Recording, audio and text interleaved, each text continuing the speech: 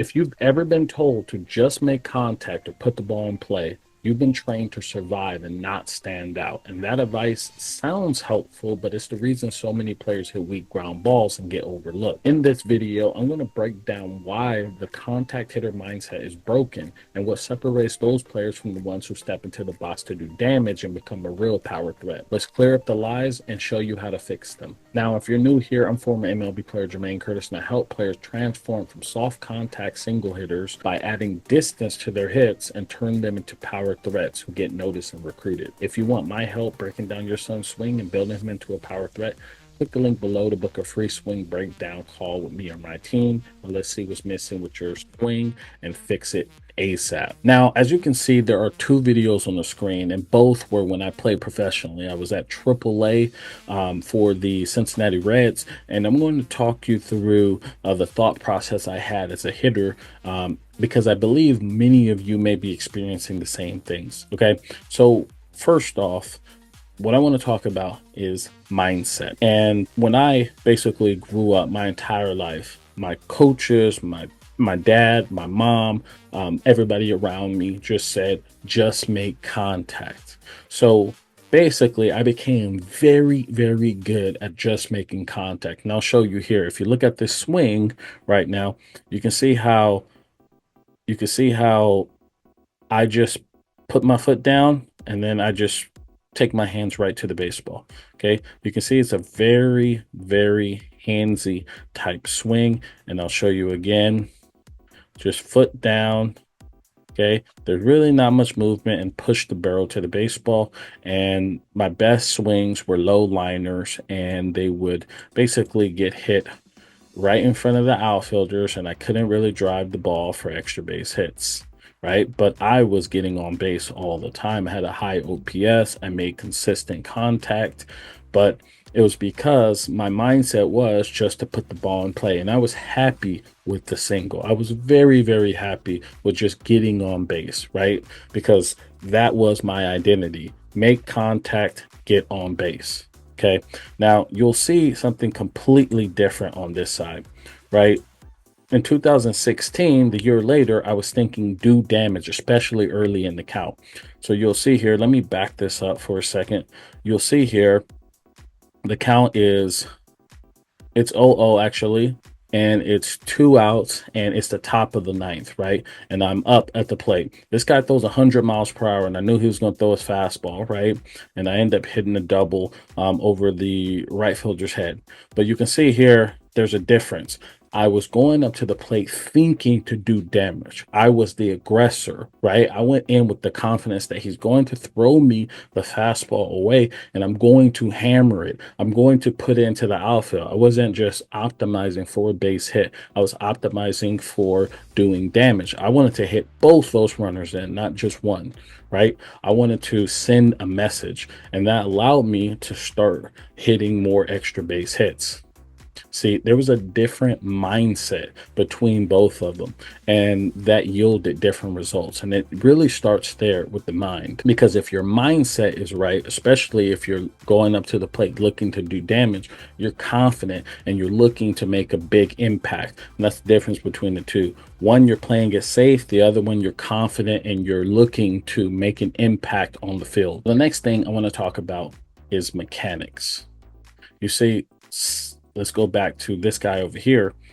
Basically, since my mindset was just to make contact, my mechanics aligned to that. So what happened was, and you can see this right here, I was basically swinging with all arms, right? And my thought process at the plate was hands to the baseball.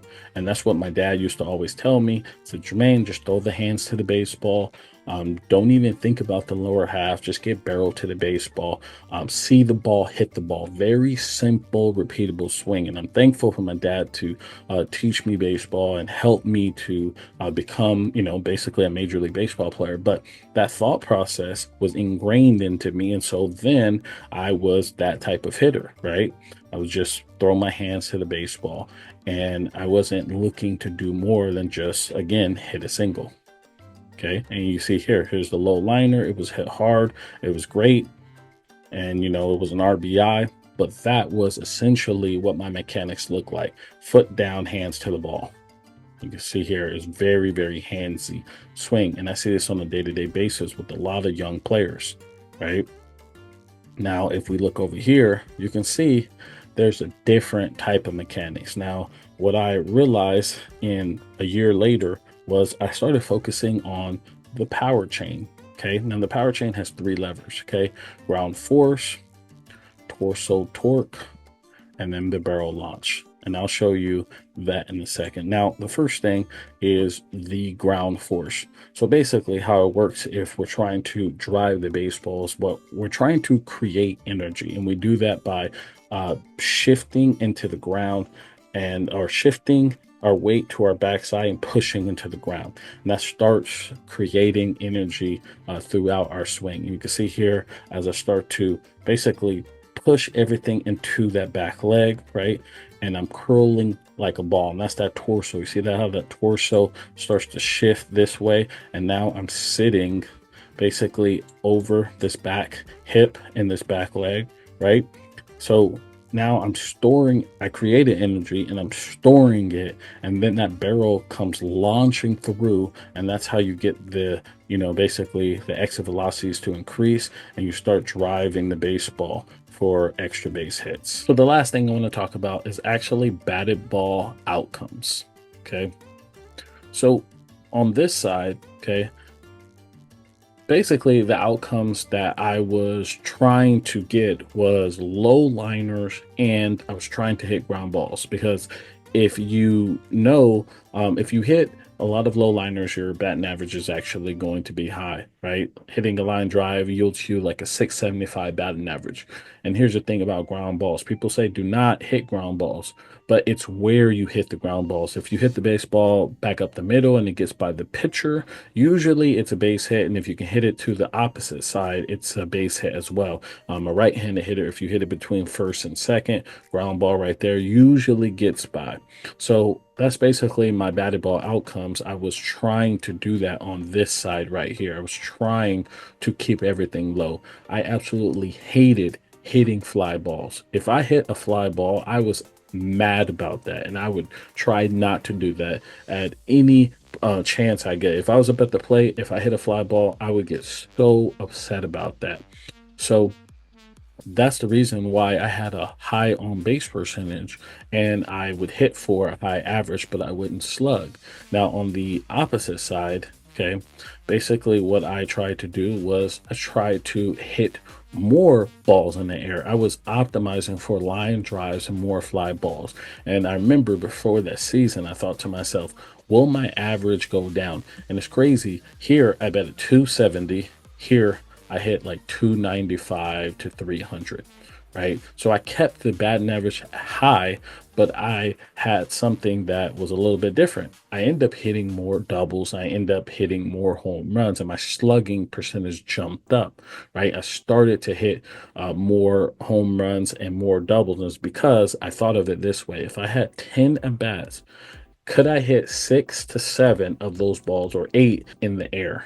And I would track out of 10 at bats, how many did I hit in the air for line drives and fly balls? Because I knew if I can hit line drives and fly balls, 2 or 3 of those were either a base hit, double, or a home run. And so that's what I focused on that year, and it paid off. Over here, I was overlooked. I was sitting the bench. I was batting in the 9 hole, and I was a replacement player. Over here, I was an all-star. I stood out. I had so many more accolades. This is exactly what I teach my players. In fact, this player right here went from overlooked and cut from his team because he wasn't hitting the ball hard enough and he was stuck in the contact identity. And we shifted him into a power threat mindset, and he started hitting those balls for doubles and extra base hit, and he just recently hit his first home run.